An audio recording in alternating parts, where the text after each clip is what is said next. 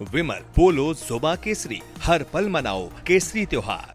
तस्वीरें हैं बिहार की राजधानी पटना की, जहां आज जमकर बवाल हुआ है, खूब कोहराम मचा है। और मुझे स्क्रीन से हटाकर जरा वो तस्वीरें लाइए स्क्रीन पर। खूब कोहराम मचा, खूब लाठी डंडे चले, खूब ईंट पत्थर बरसाए गए, कुछों को सिरों में चोटें भी आई हैं, गाड़ियों में तोड़फोड़ हुई है। और ये कोई गुंडे मवाली बदमाश नहीं है, सबके हाथों में पॉलिटिकल झंडे हैं। किसी के हाथ में कांग्रेस का झंडा है, किसी के हाथ में बीजेपी का झंडा है। और दरअसल बवाल जो शुरू हुआ कि बीजेपी के कार्यकर्ता दरअसल निकले और कांग्रेस के पटना ऑफिस सदाकत आश्रम पहुंचे। वहां राहुल गांधी मुर्दाबाद के नारे लगाए गए और उसके बाद सदाकत आश्रम का यानी पटना के कांग्रेस ऑफिस का गेट तोड़ा गया, लात मारकर, लाठी डंडे मारकर, और सारे कार्यकर्ता बीजेपी के भीतर घुस गए। और उसके बाद ये हुआ कि फिर कांग्रेस के कार्यकर्ता निकले और फिर ये जंग का आलम नजर आया। और सब जिम्मेदार लोग हैं, सब जिम्मेदार पार्टियों के कार्यकर्ता हैं। और ये जंग इतनी बढ़ी, ये हालात इतने खराब हुए कि बाकायदा जो डीएसपी साहब थे, law and order Krishna Murari Prasad, उनका बयान आया कि कई थानों की पुलिस फोर्स बुलानी पड़ी, तब जाकर ये बवाल शांत हुआ। बीजेपी कार्यकर्ताओं को भेजा गया और कहा उन्होंने, कृष्ण मुरारी प्रसाद ने, कि पत्थरबाजी हुई है। अब ये तमाम चीजें हुई क्यों? अब आते हैं अपनी असल डिबेट पर। ये स्थितियां इसलिए पैदा हुई क्योंकि बिहार में वोटराधिकार यात्रा निकाल रहा है पूरा विपक्ष, specially leader of opposition Rahul Gandhi voter अधिकार यात्रा पर निकले हुए हैं। अब उनके लिए जगह जगह कार्यकर्ताओं ने सम्मान मंच बना रखे हैं। एक ऐसा ही सम्मान मंच बनाया गया था। उस सम्मान मंच पर जब राहुल गांधी और तेजस्वी यादव और बाकी विपक्ष के नेता जब गुजर गए रैली करते हुए, तब वहां कुछ लोगों ने नारा लगाया, बेहद आपत्तिजनक भाषा का इस्तेमाल किया, और मैं बिल्कुल सीधे शब्दों में अगर कहूं तो गाली दी गई। और मां की, जो इस सृष्टि की सबसे बड़ी, मैं कहती हूं सबसे बड़ी रचना है, मां की गाली दी गई, अभद्रता का परिचय दिया गया। लेकिन हुआ ये, और मैं पहले ये भी कर दूं कि दुनिया के सबसे बड़े लोकतंत्र में इस तरह की भाषा की कोई जगह नहीं है। अब ऐसे में पुलिस तुरंत एक्शन में आई, बिहार पुलिस, और बिहार पुलिस ने उस व्यक्ति को गिरफ्तार किया। पहले वीडियो फुटेज खंगाली गई, मोहम्मद रिजवी नाम के व्यक्ति को गिरफ्तार किया गया, उसका बयान दर्ज हुआ। और ये पुलिस का बयान है जो मैं आप तक पहुंचा रही हूं, ऑफिशियल स्टेटमेंट है, हर्फ बा हर्फ जिम्मेदारी से। पुलिस ने कहा इस व्यक्ति का कांग्रेस से कोई लेना देना नहीं है, ये दरअसल पेशे से ड्राइवर है, किसी ने उकसाकर, किसी ने भड़काकर इस तरह के नारे उससे दिलवा दिए। ये हैं एसडीपीओ शुभेंदु कुमार सुमन, गाली देने वाला पेशे से ड्राइवर है, असामाजिक तत्वों ने उसे भड़काया, बयान दिलवाया। अभी उसके बयान का इन्वेस्टिगेशन हम कर रहे हैं। अब ये सारी चीजें अब बिहार में, क्योंकि चुनाव भी है और ये मुद्दा, ये देश भावनाओं से संचालित होता है, और खासतौर से माँ बहन बेटी की अगर इज्जत की बात हो, अपमान की और सम्मान की बात हो, तो फिर तो ये आर पार की लड़ाई बन जाती है। बीजेपी दरअसल ऐसी ही आर पार की लड़ाई बना रही है। पवन खेड़ा का बयान आया, पहले वो आपको सुनाना जरूरी है। पवन खेड़ा कह रहे हैं कि ये टिप्पणी इन्हीं के एजेंट ने की, सिर्फ मुद्दा बनाना चाहते हैं ताकि अधिकार यात्रा से, वोटर अधिकार यात्रा से ध्यान भटका सके। चोरी पकड़ी गई इसीलिए बौखलाए हुए हैं। वो व्यक्ति है कौन जो गिरफ्तार हुआ, किसका आदमी है, जांच कराएं, पता लगाइए। गुंडागर्दी कर रहे हैं बीजेपी के लोग और जनता देख रही है। अब पवन खेड़ा ने अपने आप को बिल्कुल अलग कर लिया कि इन्वेस्टिगेशन बिहार में सरकार एनडीए की है। करा लीजिए इन्वेस्टिगेशन की आदमी किसका है जिसने आपत्तिजनक भाषा का, गाली का इस्तेमाल किया। लेकिन बीजेपी इसे ले गई है खींचकर प्रधानमंत्री नरेंद्र मोदी की स्वर्गीय माताजी तक। और मैं हूबहू सारे बयान आपके सामने पढ़ती हूं। अमित शाह देश के गृह मंत्री कह रहे हैं कि प्रधानमंत्री नरेंद्र मोदी की स्वर्गीय माताजी के लिए जिस तरह के अपशब्दों का इस्तेमाल हुआ उसकी निंदा करता हूं। ये घृणा की राजनीति आज से नहीं है। मोदी जी जब से पद पर बने हुए हैं तब से सोनिया गांधी, राहुल गांधी, दिग्विजय सिंह, मणिशंकर अय्यर, जयराम रमेश, रेणुका चौधरी, हर कांग्रेसी नेता ने मोदी जी के लिए अपशब्द कहे हैं। और अगर राहुल गांधी में थोड़ी सी भी शर्म बाकी हो तो मोदी जी और उनकी माताजी से, स्वर्गीय माताजी से माफी मांगे। अब एक ड्राइवर पेशे से उसने यहाँ असामाजिक तत्वों के उकसावे में आकर आपत्तिजनक भाषा का इस्तेमाल किया। तो देश के गृह मंत्री कह रहे हैं राहुल गांधी को अगर जरा सी भी शर्म बाकी है तो माफी मांगनी चाहिए। जेपी नड्डा बीजेपी के राष्ट्रीय अध्यक्ष हैं, वो कह रहे हैं कि राहुल गांधी और तेजस्वी यादव अविलंब इस कुकृत्य के लिए माफी मांगनी चाहिए जिस तरीके से प्रधानमंत्री नरेंद्र मोदी जी की दिवंगत माता जी को गाली दी गई। धर्मेंद्र प्रधान कह रहे हैं, एक और केंद्रीय मंत्री, प्रधानमंत्री मोदी जी की दिवंगत माता जी के लिए अभद्र भाषा का इस्तेमाल शर्मनाक है। ये भाषा राहुल गांधी और तेजस्वी यादव समेत पूरे इंडी गठबंधन द्वारा प्रधानमंत्री मोदी के प्रति नफरत की पराकाष्ठा दिखाती है। और सामने आए हैं बिहार के मुख्यमंत्री नीतीश कुमार भी, और एक बयान और आप तक पहुंचाना जरूरी है। गिरिराज सिंह का बिहार से आते हैं, केंद्रीय मंत्री हैं। गिरिराज सिंह कह रहे हैं अगर मैं मंच पर होता तो गाली देने वाले की जुबान खींच लेता। गाली केवल प्रधानमंत्री को नहीं दी गई बल्कि ये पूरे देश की करोड़ों माताओं का अपमान है। यानी इसे जोड़ा गया है दरअसल विमेन प्राइड से, महिलाओं के सम्मान से, माता के, बहन के, पत्नी के, बेटी के सम्मान से जोड़ दिया गया। और इसमें कोई दो मत नहीं है कि देश दरअसल सद्भावना से और भावना से चलता है। और यहाँ स्त्री की मर्यादा पुराणों से लेकर आज तक वो सर्वोच्च है और उसे बनाए रखना भी हम सबकी जिम्मेदारी। कोई एडवोकेसी नहीं करता उस बयान की जो वहां असामाजिक तत्व ने किसी ने दिया। भाई पेश मैं फिर कहती हूँ, एट द रेपुटेशन कॉस्ट। पेशे से ड्राइवर है वो व्यक्ति। अब किसी को नहीं पता उसका कांग्रेस से लेना देना कुछ है कि नहीं हुए है, ये इन्वेस्टिगेशन के बाद समझ में आएगा। पुलिस ने इससे पल्ला झाड़ लिया। अब लेकिन क्योंकि ये सम्मान तक बात पहुंच गई प्रधानमंत्री नरेंद्र मोदी जी की स्वर्गीय माता जी तक, और मैं फिर भाषा की उस सारी मर्यादा की आज कलाई खोलने वाली हूं। राहुल गांधी भी आजकल वोटर अधिकार यात्रा पर निकले हुए हैं, खूब तू तड़ाक की भाषा इस्तेमाल कर रहे हैं, खूब तू तड़ाक हो रहा है। राहुल गांधी ने भी कहा कि अगर मैं आरोप लगा रहा हूं प्रधानमंत्री पर हर रोज कि तुम वोट चोर हो, चुप क्यों है प्रधानमंत्री? एक शब्द क्यों नहीं बोल रहा?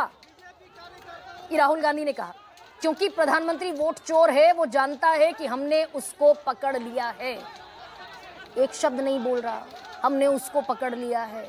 वो जानता है ये हम कौन से संवैधानिक पद के पर बैठे हुए व्यक्ति के बारे में बात कर रहे हैं, देश के प्राइम मिनिस्टर के बारे में, और आप लीडर ऑफ ऑपोजिशन हैं।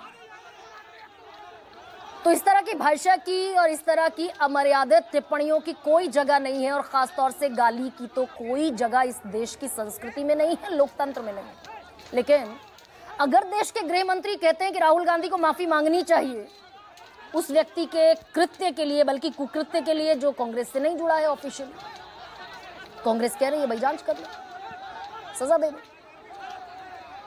अब मैं उस सारे कुछ बयान लेकर आई हूं दरअसल जिसमें इसी तरह किसी की माता का, किसी की बहन का, किसी की बेटी का अपमान हुआ, और बिल्कुल शिद्दत से हुआ और चरम सीमा पर जाकर हुआ। सबसे पहला नाम सतवीर सिंह सत्ती को दिखाइए जरा, अगर दिखा पाए तो। सतवीर सिंह सत्ती हिमाचल प्रदेश बीजेपी के अध्यक्ष हुआ करते थे। 2019 में उन्होंने ठीक इसी गाली का, वो गाली मैं आपको टेलीविजन पर सुना नहीं सकती हूं, ठीक उसी गाली का इस्तेमाल बीजेपी के हिमाचल प्रदेश के प्रदेश अध्यक्ष ने किया, चुनावी रैली में किया। मुझे बीप बीप लगाना पड़ेगा कि अगर देश का प्रधानमंत्री को कहा जाता है चौकीदार चोर है तो Rahul Gandhi dash dash dash है। Exactly the same abuse. और इनाम यह हुआ सतवीर सिंह सत्ती के लिए बीजेपी से कि उन्हें विधानसभा का टिकट पकड़ा दिया गया। ऊना से चुनाव लड़ा, जीत भी गए, फिलहाल विधायक हैं, कोई कार्रवाई होती नहीं दिखी।